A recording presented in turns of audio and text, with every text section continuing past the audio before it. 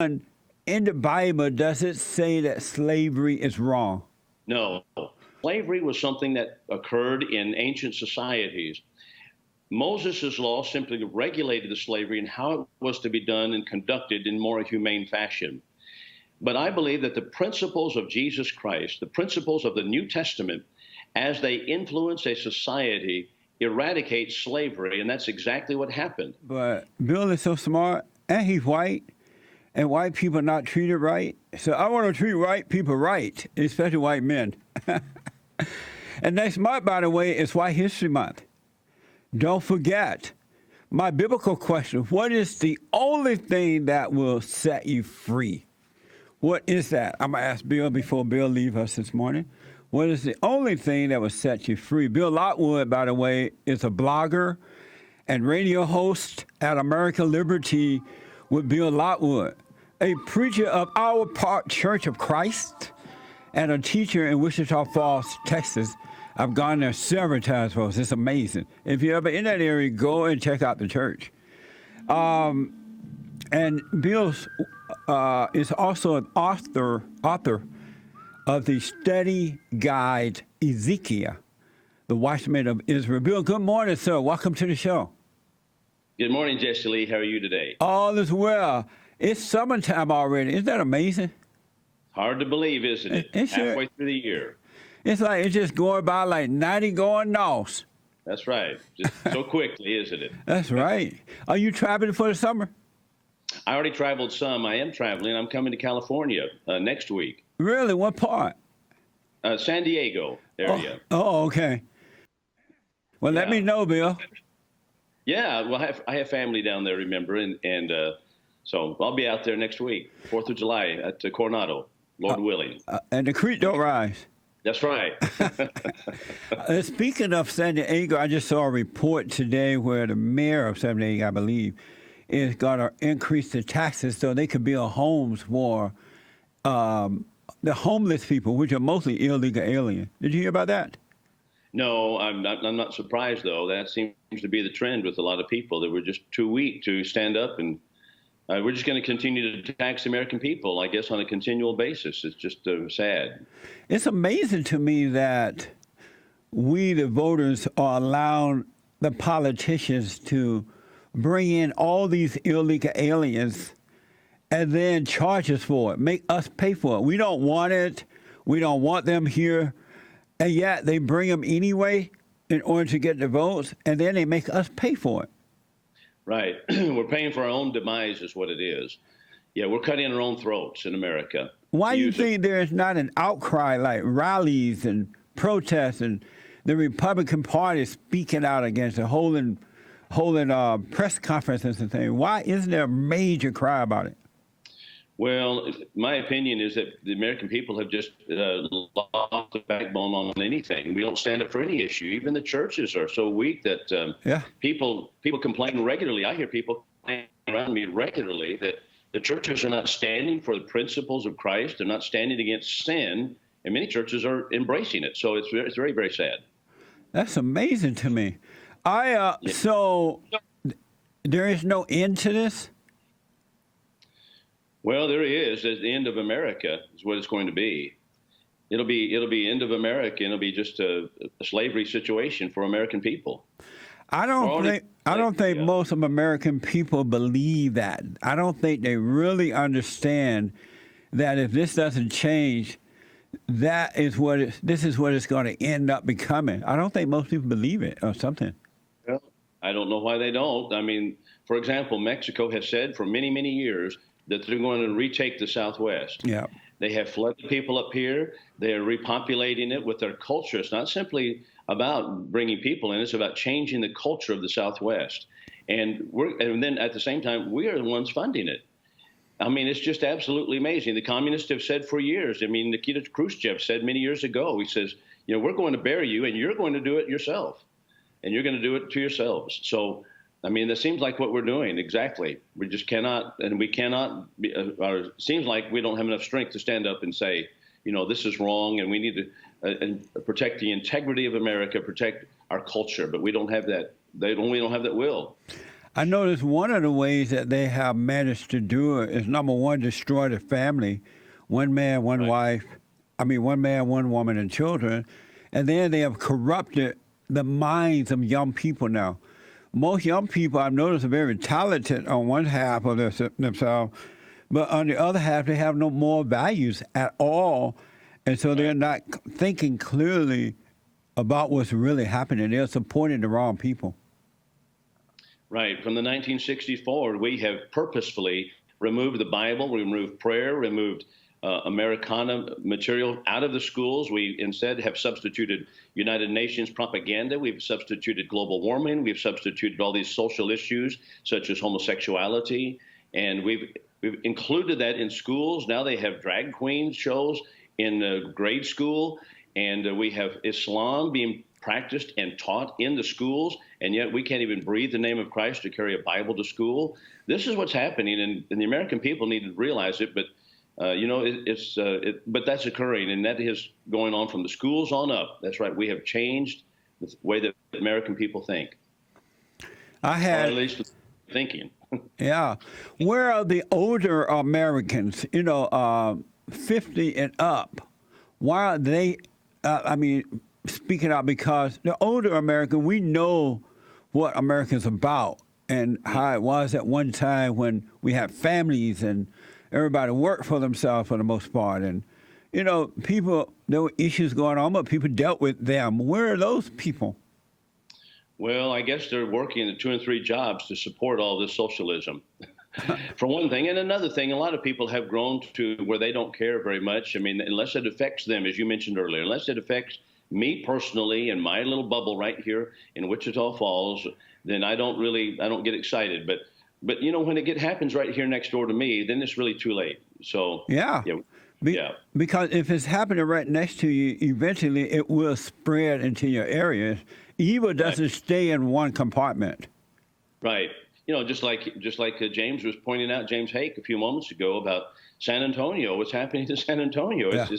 It's horrendous. But we're losing the city, and that will happen to all these cities as this migrant wave continues to flow. So the other day, Bill, I don't know if you're aware of this. I hope you are. Knowing you are. There was the House Judiciary hearing on reparations, where now not all, but most of the blacks want more reparations. You even had Danny Glover, a so-called black actor, speaking there, and he all act like he was about to cry, like things were just so hard, and he was about to cry. What do you think? And now Nancy Pelosi is suggesting reparation for the homosexuals who call themselves get married and have paid taxes in the past, and now she's calling for reparation for them as well. What do you think about all this? Oh, it's horrendous. It's ridiculous. It just shows you the more that you give to that type of mindset, the more they want to take. Supposedly, isn't it interesting that supposedly when Barack Obama became president, we had gone past racism because we elected a black man to be a president. Yeah. But it has gotten 100 times worse since he was president. It's exactly what you and I predicted. When you give this, and when you give an inch on this kind of thing, they take a mile and they continue to go. Yes. And it's just now they want reparations on slavery. They want reparations on homosexuals. They want free college tuition. They want everything free. And, they're just continuing to ask because we continue to give. And the real deal is they're using our tax money for this. But the real deal is these Democrats are not paying for these things out of their pockets. They're taking our money and to do it with, but they act as though they're paying for it. Right. Isn't it interesting that they think they say, of course, and I believe so too, that slavery is wrong. That is, we shouldn't enslave people. And so, therefore, we need to pay reparations for it. Well, what are we going to do? How are we going to repair that? Something that we have not participated in our lifetime, nor for the last 100 years. How are we going to repair that? Make the white people slaves by working 3/4 of the year to pay the blacks? Is that what we're going to do? That's what it is. That's making the white population enslaved. Yes. Slavery is nothing more than me using for 100% of your labor for me. Well, Yeah. if I take 3/4 of my labor for the government, I'm being enslaved. So we're going to reverse slavery is all we're doing. And you're 100% right. But I believe that if white Americans didn't have fear of being called racist or some type of retaliation, something being taken away from them, I believe that if white people stop having abortions and start having white babies, I think that this would not be happening. Yeah, I believe you're correct on that too. I mean, there's so much fear of being called racist. As a matter of fact, what does racism mean anymore? Everybody's a racist. All white people are supposedly racists. And so what does it mean anymore? Everything that you do is categorized as somehow racially insensitive or some kind of racial movement. You can't even think without being racist anymore, according to many people. So what is racism? I mean, when you categorize everything as racism, then it loses any meaning. It loses any kind of value as a word. Yeah. Does that make sense? It does. I clearly understand that there is no such thing as racism, sexism, homophobism, Islamophobism, deadbeat dadism, or anti-Semitism. It's a battle between right and wrong, good versus evil. And that's why God wanted ask us to repent, to change our hearts, so we can treat each other in the right manner. But it doesn't seem that Christians understand that clearly now, and they are falling for this lie about all these isms, these racism and stuff. Racism has never existed. It doesn't exist. It's either right or wrong, good or evil. Right. That's a good point. And another thing is that we will stand before God to give an answer to how we have lived. 2 Corinthians 5:10, all the deeds that we have done in the body. It has nothing to do with, I'm not going to answer to God for what my forefathers have done or what they did not. It has nothing to do with that. How have I behaved? Individual. We have made everything a social issue in the sense of the collective. That is, we think about in collective terms. And isn't that interesting? Because that really is the definition of communism, to think in collective terms, black versus white, the minorities, Spanish or Mexican versus the white, Mexican versus black. We think in terms of collective instead of individuals. Yes. And that's exactly what we're doing.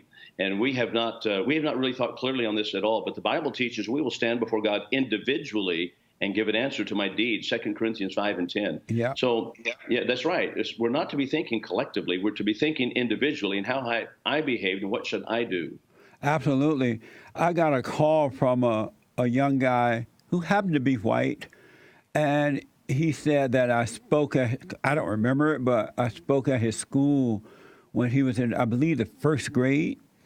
And he said that at that time, I said that it's not about race, but it's about the character, the spirit of the person, and that black people are suffering not because of so-called racism, but the destruction of the family, the lack of moral character, and that, and he said that I said, if you notice that every time the blacks move into, not all but most, when they move into white areas, they tend to destroy the areas because they hate white people. They're blaming them. And he said when he was a little kid, he couldn't quite understand what I was talking about. Right. But that the blacks moved into their area, and he's like 27 or 28 now. And he said that the attack among white people went out of control. In the schools, in the neighborhoods, he talked about the fights he had been in, and even at schools, they hated him because he was white. They would jump him and his family and all the hell that he went through. And now the community is completely destroyed. And he is angry now as a young white male. And he wants to get revenge, but I told him he can't. He got to drop the anger and deal with stuff in the right way. That's an interesting point, and I've predicted that very thing, that many whites are going to become very, very, very angry with it. And that's what we're seeing with a lot of white people. They're becoming angry, and they're taking it out in the wrong way. Yeah. But, going back to the whole thing about, the reparations and what the minority community receives, just think about this, Jesse. All of us pay property taxes. Everybody in this country, every child has a free education. All the blacks receive free education. All the Mexicans receive free education. White people receive free education on the backs of the American taxpayer.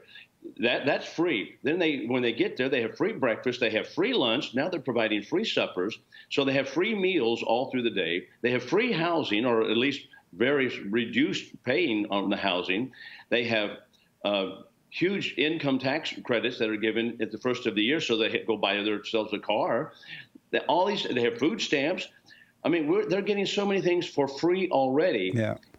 But see what's happened. Well, now they're more angry than they ever were. You just continue to give, and they don't want that. You can't give enough. Yeah. You cannot give them enough. We even have right here in our hometown of Wichita Falls, we have rules in the school system. For example, how many blacks or Mexicans, particularly the blacks, how many of them can be put out of the classroom for violations of the rules? Because obviously the whole idea is that everybody's racist, all the whites are racist, and therefore if we put out more blacks than whites, percentage-wise, then that shows that we're racist. So the rules are you can't put blacks out. And so what's happening in the classroom? The classrooms are out of control in many areas, and the teachers are having a horrendous time of it. It's not the teacher's fault, but that comes from the administration down. Amazing. Is it true that illegals have the right to education in Texas? No, they don't have a right to education. I mean, but are they saying that the illegals do? Well, sure, we're educating them. That's right. We're educating them at the taxpayer expense. That's right. We're educating many of them. We're having to hire Spanish teachers. And then we're turning around and, we're demanding that they're taught in their native language even. So, I mean, that's all at taxpayer expense as well. Certainly they are, if they're right here in Wichita Falls or whatever town, and you can't even ask regarding their status, their citizenship status. They don't want you to ask that question. They're coming to school in droves. I'm just still, I can't understand why on the right side, we all know that what the left is demanding is wrong, but we just walk lockstep and barrel with it. We just go with it. Whatever they say, we just do it, knowing that it's wrong, and then we just complain about it rather than rebelling against it. Yeah, that's true, and part of it is just what we've talked about before: apathy. That we're too apathetic regarding it if it doesn't affect me, and we don't actually see how it affects us personally many times. I think that's part of it. And part of it is the fact that, this is occurring so much across America, but it's coming from the top down. The federal government has got involved in the local school system. My local school is controlled by federal mandates. Well, how are we going to fight that? How are you going to fight Washington, D.C.? That's why our founding fathers didn't want anything to go to the federal government, because you can't change it in Los Angeles, and you can't change it in Wichita Falls if you're going to fight Washington, D.C. But can't we vote them out? They wanted. Yeah, we should. That's right, we should. Yeah, and we should, and we can vote them out. You mean in Washington? Sure, we can. Yeah. But the point I'm making is the school system should be controlled by people in Los Angeles. Yeah. It should be controlled by people in Wichita Falls. But no, we're not controlled by people in Wichita Falls. We have mandates coming through Austin and from Washington, D.C. on how we're going to run the school. Well, if that be the case, then the kid, for example, just as kind of a small example, the children don't even say the Pledge of Allegiance. They don't say it at all in the classroom. The teachers are the ones who say the pledge in front of the kids. The kids don't, very few of them that I know of in the classroom ever say it, because that's just not what they're going to do. And so you can't make them say it. And you can't dock them anything, points from it in the classroom. You can't put them out. You can't do anything. And we're told by the administration that, well, you can't win that battle, that court battle at a federal level or at a state level. You can't win that in court. So therefore, we're not going to make them do it. When I say that shows a huge, huge weakness. Yeah. I say, let them bring it on. Bring on these challenges, and let's take it, fight it out, duke it out there. That's right. We have a bunch of lawyers controlling everything, and these lawyers are so liberal, and they say, well, you can't win that battle in court, so let's don't make them say it. Well, so we've given up before we even fight the battle. It's sad. Are you aware there's something called loan forgiveness and reparation well, I know you're aware, not are you aware, but I know you're aware. It's an issue with most other Democrats now. The so-called candidates who are running for president, they Right. want a loan forgiveness. They want everything to be free. They're all saying the same thing, and to a weak person, that is so tempting. You'd be like, Right. let me vote for this person because they're going to give me free stuff.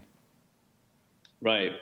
Well, once you get on that free stuff train, which began back in Woodrow Wilson's period, and Franklin Roosevelt put it on steroids, and so did Lyndon Johnson. Once you get on that, there's no stopping. That's why our founders made it unconstitutional to begin with. You know that even back in the 1800s, back in the 19th century, the congressmen some of them had proposed that they would pay, for example, widows of soldiers, pay them out of the taxpayer funds because, as not reparation, but simply because their husband had been killed in battle. But congressmen, those who were knowledgeable of the Constitution, as well as the presidents at the time, vetoed any such effort to pay widows because of their bereavement out of taxpayer funds, because it was unconstitutional. Yeah. And the founders said, you don't begin that. If you begin that, then you're not going to be able to stop that. And that's exactly where we are. So we began doing all of that. We began paying money out of the taxpayer funds for every, now, how many causes are there from which to rob the Treasury?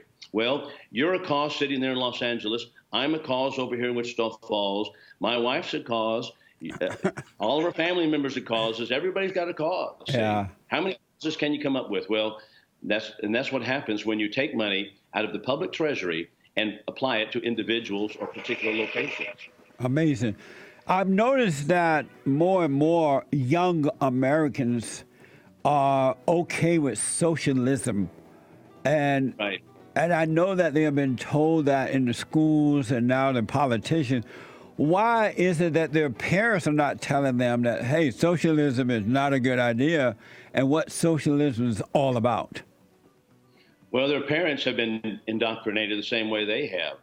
You know, when I was in school, I didn't hear anything about socialism and the evils of it. We were already in the throes of Lyndon Johnson's, new Great Society, and we didn't hear anything about that. I didn't hear one negative thing that I recall in school about it, or how all I heard was how great FDR was, and he's the one who got us out of the Depression, and blah, blah, blah, all of which are historical lies. But nevertheless, that's how we were educated. That's how our fathers were educated.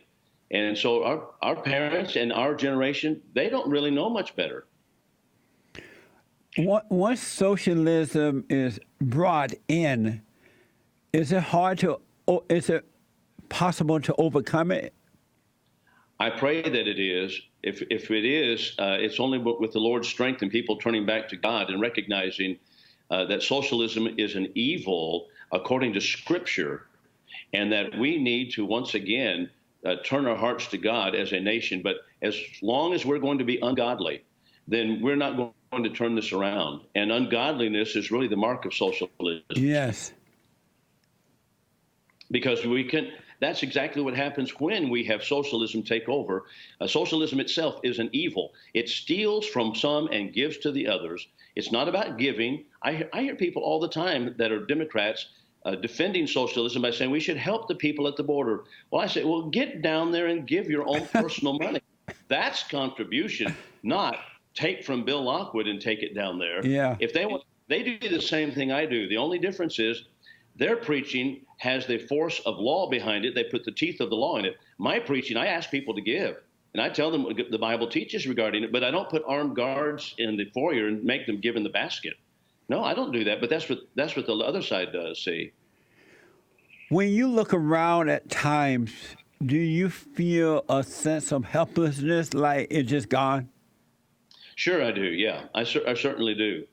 I feel that way frequently, but then, of course, there are many people. I hear people on your show that call in, and in other shows such as the Mark Levin and Sean Hannity show, they call in. And I think, there are a lot of good people out there that see the truth and a lot smarter than I am and understand the issues. And so I do have hope for that, for America on those people or with those people. But it does become seemingly hopeless. And another thing is a lot of people, even in the churches, they think, well, we don't want to talk about it. We don't want to talk about politics. Yeah. We don't want to talk about these issues. Even though it involves abortion, homosexuality, all of which are addressed in the Bible, but no, they don't want to hear about it. They don't want to talk about it. See, so yeah, but I think there's a lot of glimmers of hope with a lot of people. That is, that there are a lot of people who are on board with what you're saying and understand that you're right on these issues, Jesse. Bill, I got to have a couple calls for you, but I want to ask you two other questions. Then before you run here, I want to ask, do you have time to take a few calls? Sure, that'd be great. Okay. Number one, in the Bible, does it say that slavery is wrong? No.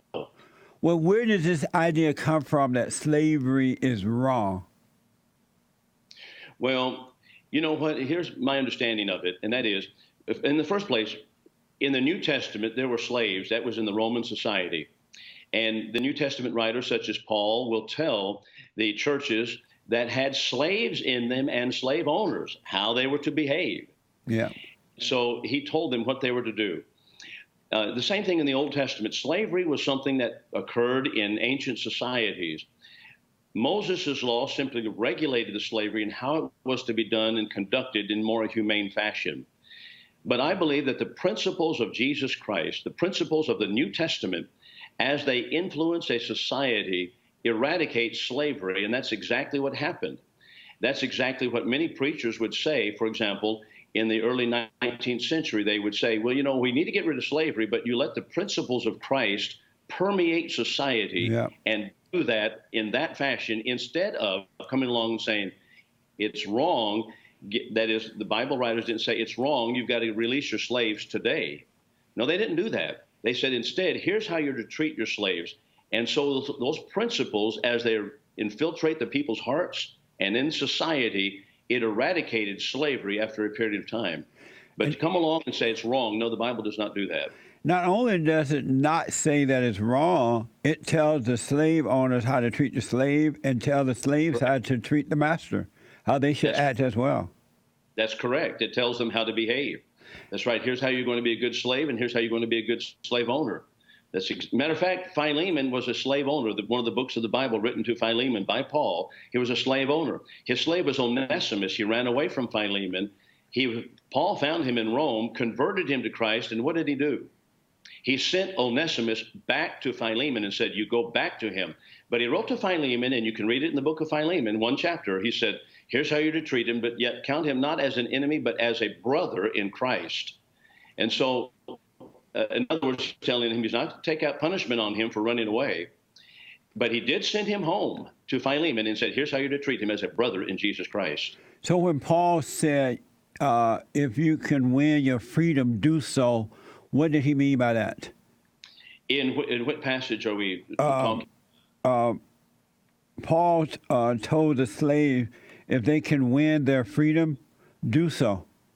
But I don't have it in front of me. I do remember reading it, but I don't have it. I'll get it for you next time, Bill. That's all right.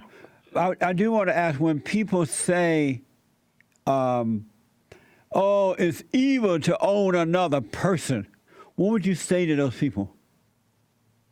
Well, first of all, I'll say, what do you mean own another person? What does that mean?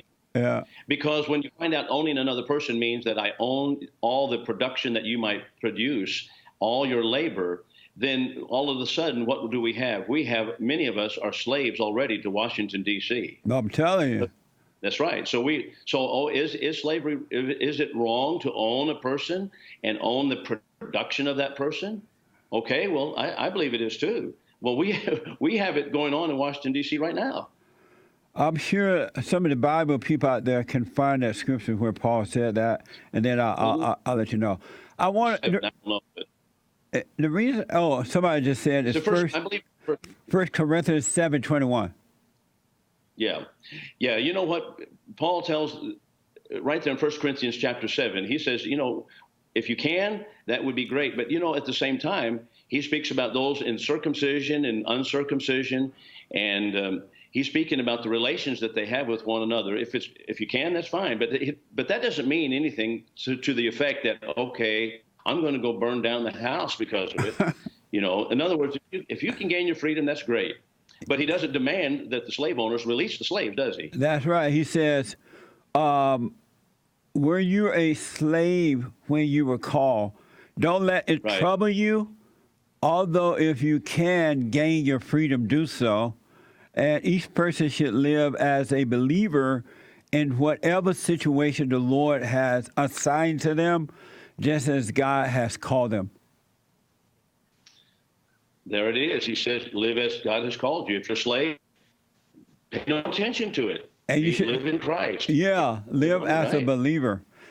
I want to take some calls for you, Bill. I'm looking at the clock here. I want to go out to North Carolina. Sarah is for Bill. Sarah, thank you for calling. You're on with Bill Lockwood.